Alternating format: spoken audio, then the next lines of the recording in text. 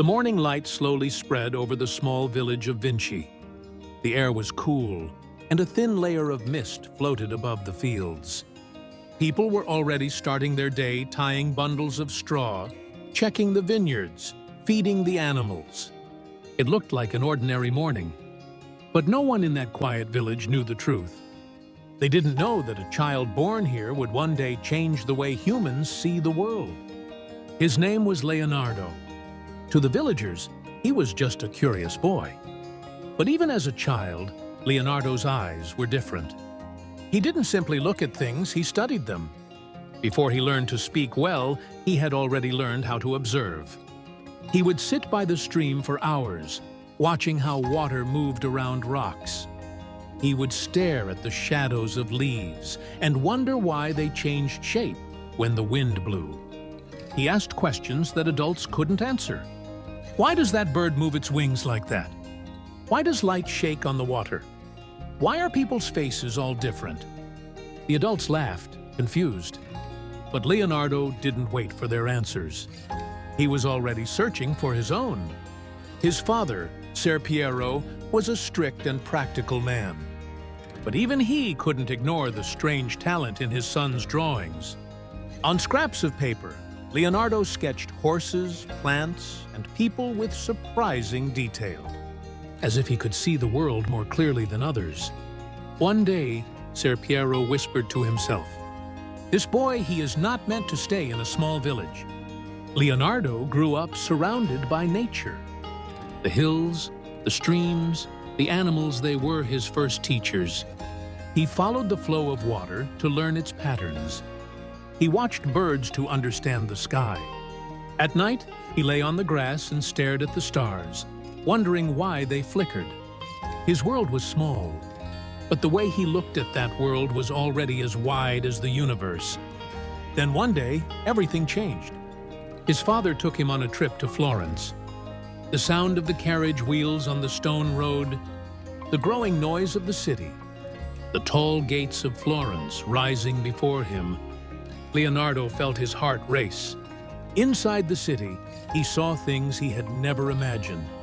Artists carrying brushes, sculptors carving marble, merchants shouting in the market, mathematicians and philosophers arguing in the streets. It was a world full of ideas, colors, and voices.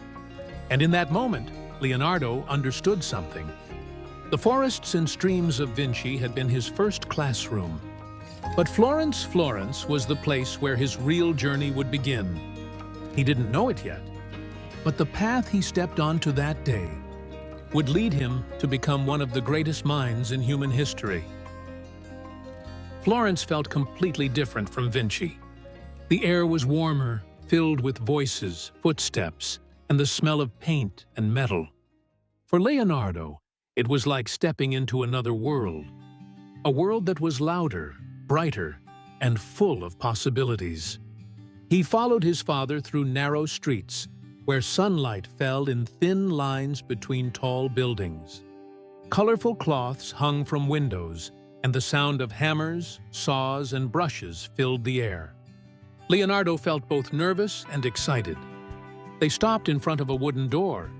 Above it hung a small sign, "Workshop of Andrea del Verrocchio." Leonardo knew that name. Verrocchio was one of the greatest artists in Florence, a master sculptor, painter, and engineer. His workshop was famous for producing the best young artists in the city. When the door opened, Leonardo saw a world he had only imagined. Inside, young apprentices mixed colors, shaped clay, sharpened tools, and carried canvases. The room was alive with movement and creation. Leonardo felt his heart beat faster. He knew he had arrived at the right place. Verrocchio looked at Leonardo for a long moment. His eyes were sharp but not unkind. "I hear you can draw," he said. "Show me." Leonardo handed him a small sketch. A horse drawn with careful lines, muscles shaped with surprising detail. Verrocchio raised his eyebrows. "This is very good," he said quietly. "Welcome to my workshop." With those words, Leonardo's life changed. Life in the workshop was not easy. Leonardo woke early to grind pigments, clean brushes, and prepare clay.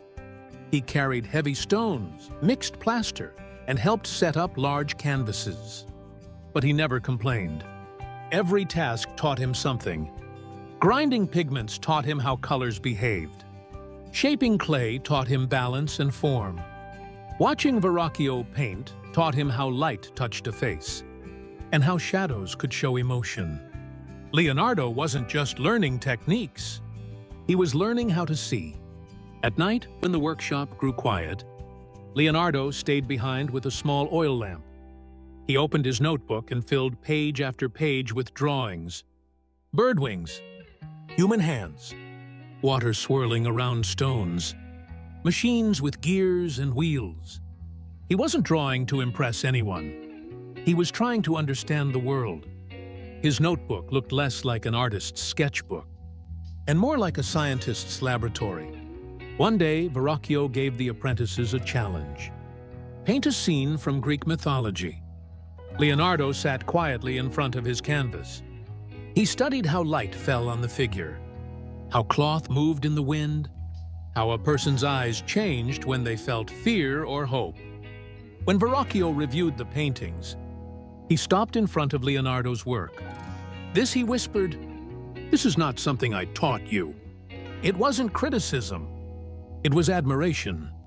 From that day on, the other apprentices began calling Leonardo the quiet genius. Florence shaped Leonardo in ways Vinci never could. He was no longer just a curious boy from a small village.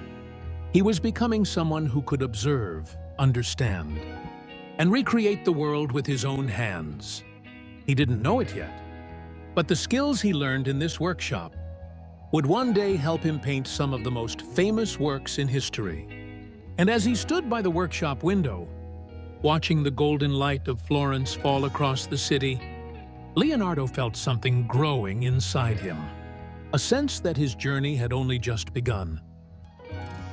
As the years passed in Florence, Leonardo grew into a skilled artist.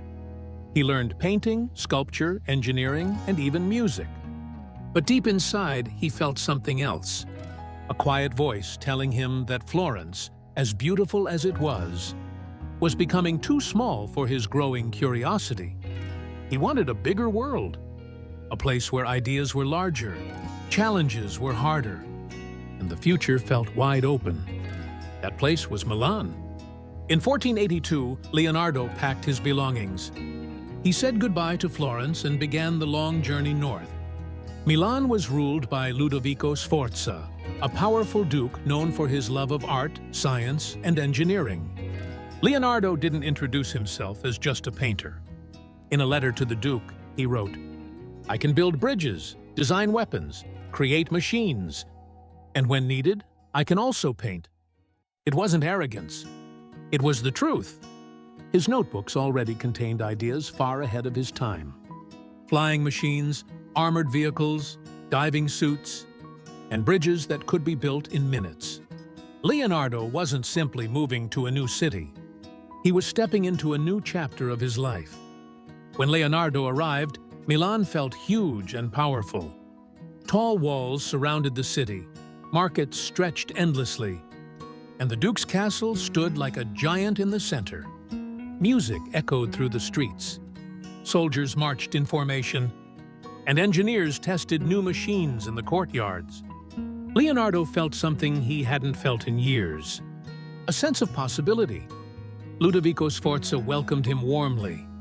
He gave Leonardo many tasks, designing stage sets for grand festivals, creating new military machines, planning buildings and canals, painting portraits and religious works. Leonardo moved through these tasks with ease. He was like a man who had finally found a place big enough for his imagination. But one project would soon rise above all the others, a project that would define his life. In 1495, the Duke asked Leonardo to paint a large mural in the dining hall of the Santa Maria delle Grazie monastery. The subject was simple: Jesus and his 12 disciples sharing their final meal. But Leonardo didn't want to paint a simple religious scene. He wanted to capture a moment of pure emotion. The exact second Jesus says, "One of you will betray me." Shock, fear, anger, confusion, sadness. Leonardo wanted all of it in one frozen moment. He spent days watching people in the streets, how their eyes widened when surprised, how their hands moved when afraid, how their shoulders tightened when angry. He wasn't just painting faces. He was painting human nature. Leonardo refused to use the traditional fresco method. It dried too fast, and he wanted more time to shape every detail. So he experimented with a new technique. It allowed him to paint slowly, carefully, but it also made the wall unstable. Some monks worried.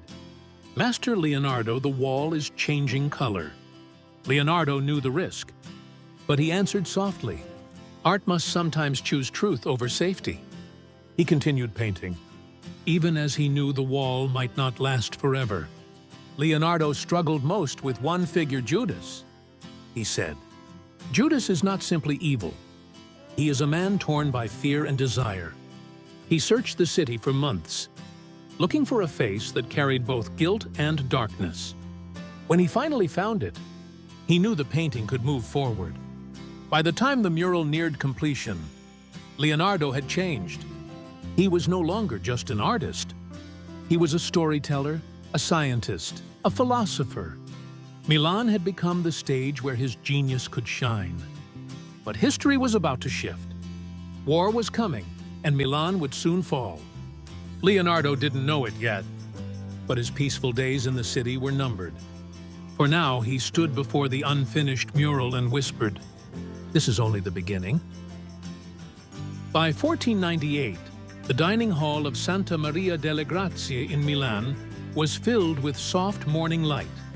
On the long wall stood the painting Leonardo had spent years struggling with, a work that pushed him to the edge of exhaustion and genius. The Last Supper. It wasn't just a religious scene, it was a moment frozen in time. The exact second Jesus says, "One of you will betray me." Every disciple reacted differently. Shock, fear, anger, confusion.